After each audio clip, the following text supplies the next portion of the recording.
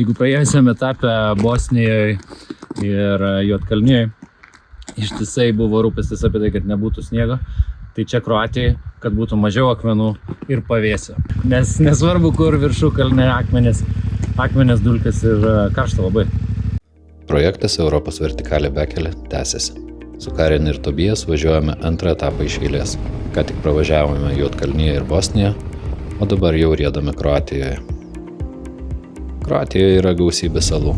Įdomumo dėliai vieną maršruto atkarpų suplanavau Faro saloje, kurią štai ir atplaukėme. Beveik visuomet važiuojant matome jūrą. Augmenija čia vešlesnė. Skirtumai paprasti, tačiau nuolat važiuojant bekelę pradeda jaustis jų svarba. Įvairovė.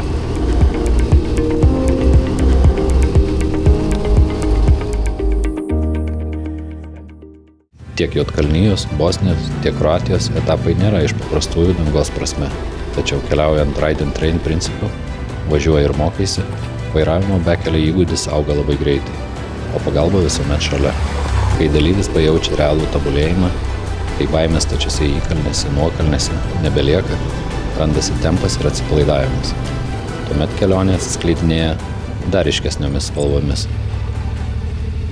Kroatijos etapo maršrutas veda Vinetų keliais, viena iš filmavimo lokacijų. Jų šiaip nemažai čia keli. Kroatai mėgsta tuo pasidžiaugti.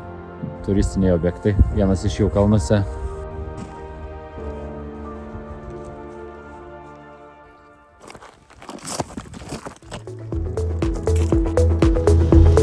Gal kiek perkeltinė prasme, bet pradedu jausti namų kvapą. Artėjančią man gerai žinomo regiono žemę. Kaip ten bebūtų, didieji kalnai šio projekto maršrute jau už nugaros. Tikėtina nebebus ir sniego. Štai sukame tolyn nuo pakrantės, Kroatijos sostinės Zagrebo link. Šio etapo pabaiga man yra simbolinė. Įveikta jau pusė Europos vertikalė bekelio projekto. Taigi už mano nugaros yra Zagrebo ACF Moto atstovybė ir čia yra Kroatijos etapo pabaiga. 900 su viršum, beveik 1000 kilometrų iš viso susivažiavo Kroatijoje. Akmenys, įgūdžių tobulėjimas, daug baimių kai kam, bet jos panašu nugalėtos. Technika sveika, tiesa pasibraidžimų turi. Kalnuose kaip įprastai, be griuvimų nelabai. Gal nesudėtingi griuvimai, kiek daugiau motociklo paguldymai. Kalnuose važiuojant per akmenis neišvengiamai. Tai pasibraidžimų turim, šią techniką veikia gerai, gaus dabar aptarnavimą atstovybėje ir visai neužilgo bus paruošta sekančiam etapui Vengrijoje. Europos vertikalė bekelė įpusėjo. Angliškai sako milestone.